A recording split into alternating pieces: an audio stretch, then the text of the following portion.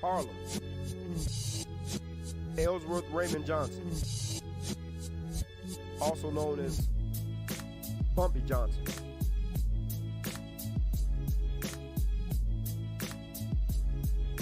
You see, Bumpy was about 21 years older than Malcolm, so he was always the big homie.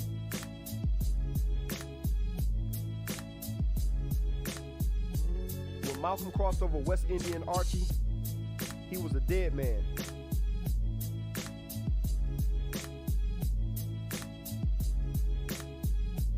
Bumpy was the one that helped Malcolm escape Harlem when he fled to Boston.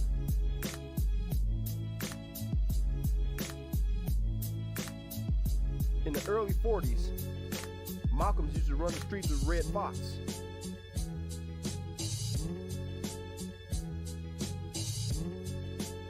Malcolm and Red Fox were committing crimes together, robbing people, beating people up, stealing.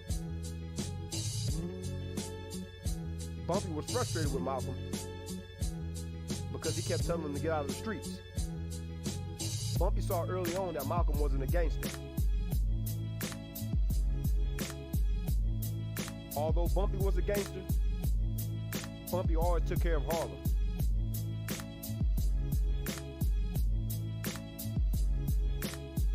If Bumpy saw a family getting evicted, he would pay that family's debts.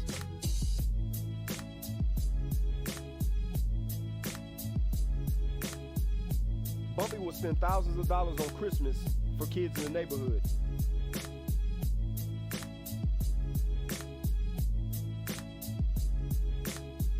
On Thanksgiving, Bumpy would pass out turkeys and other foods for Harlem.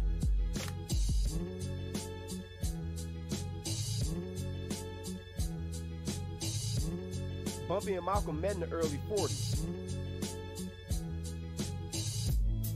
The two reconnected in the 60s. By the time the 60s came, Bumpy was arrested over 40 times. Bumpy did time in Sing Sing, Leavenworth, Dannemora, and even Alcatraz. Allegedly, Bumpy was the man that orchestrated the escape from Alcatraz.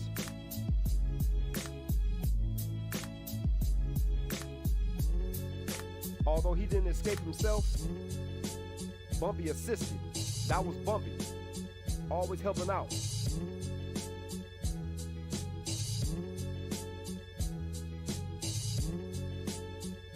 Prison officials said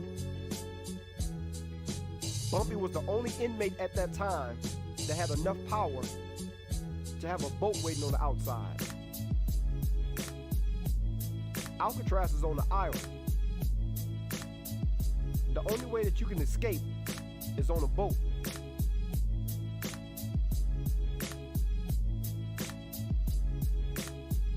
By the time the 60s came, Malcolm was a changed man. Bumpy was still that guy.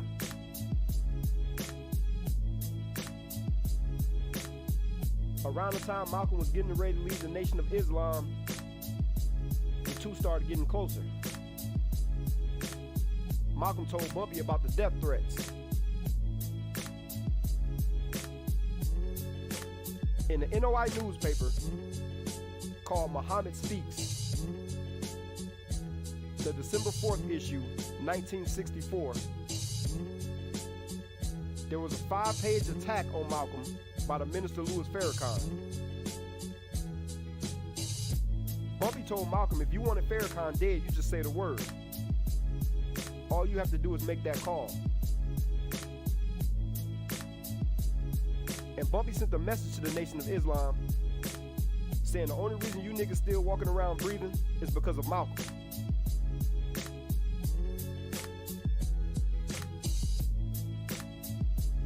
Bumpy was ready to go to war, but Malcolm declined. Malcolm said he didn't want black folks killing other black folks.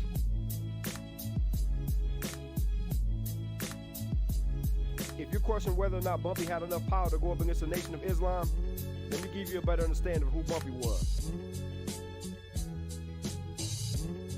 Bumpy ran with some pretty serious dudes. Nat Pettigrew, Alabama Black, Finley, Junie Bird, Poor Johnny, Vince Prince, Hoss Steele, Pretty Ricky, Georgie Boy, Frank Lucas, and Bub Hewlett, just to name a few. Frank Lucas, around the time he joined the circle, Frank had 5 contracts on his head. Once Bumpy put the word out into the streets, all 5 contracts disappeared. Bub Hewlett, do you remember the scene from the movie Hoodlum? When Dutch Schultz was in the restaurant with Bub, and after Dutch got done eating, he told Bub to gather up those scraps to take home to his family.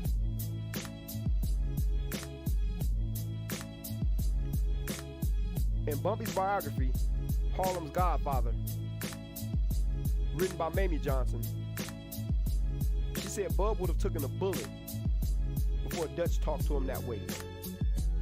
Bumpy couldn't even talk to Bub that way. Other people that was around Bub during that time said there's no way Dutch would have talked to Bub that way.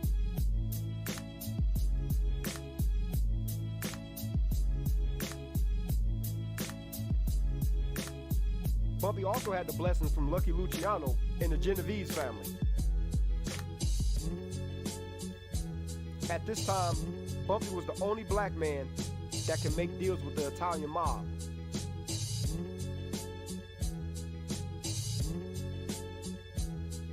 Bumpy and Lucky used to meet once a week to have dinner and play chess.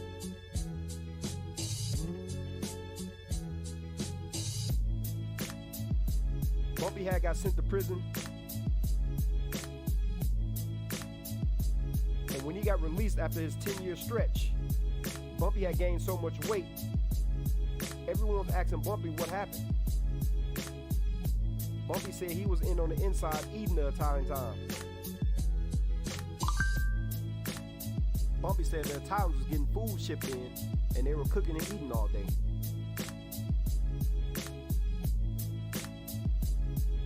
After Bumpy's release, he had a sit-down meeting with Fat Tony Salerno.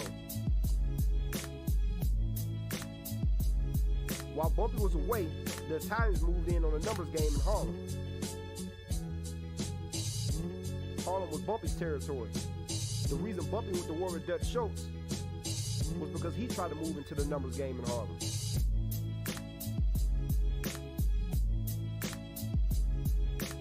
Dutch Schultz was a former bootlegger and driver for Arnold Rothstein.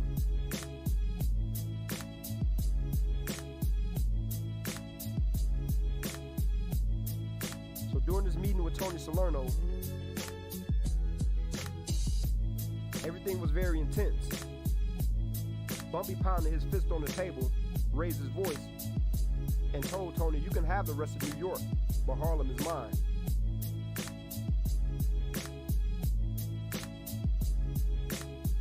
After this meeting, Bumpy sent the message to Lucky Luciano.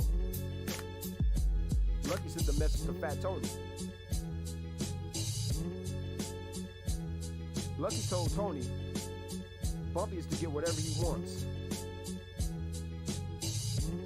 This was the type of power that Bumpy had.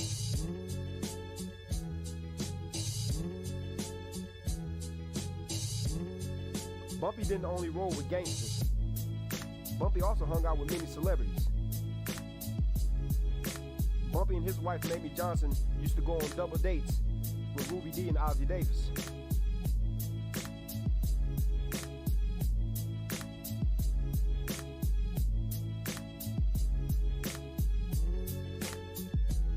Before Malcolm's assassination, Malcolm wanted to distance himself from Bumpy for 2 reasons. One, he didn't want to get the press any more heat, and for 2, He didn't want to provoke the Nation of Islam by being surrounded by a bunch of gangsters carrying guns. Everyone knew Bumpy, and everyone knew Bumpy's reputation. And that reputation...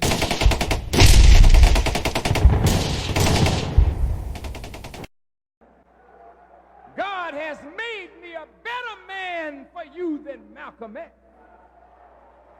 I'm standing where Malcolm would have stood if he had the character to stand where I'm standing. And frankly, it ain't none of your business. What have you got to say about it? Did you teach Malcolm? Did you make Malcolm? Did you clean up Malcolm? Did you put Malcolm out before the world? Was Malcolm your traitor, or was he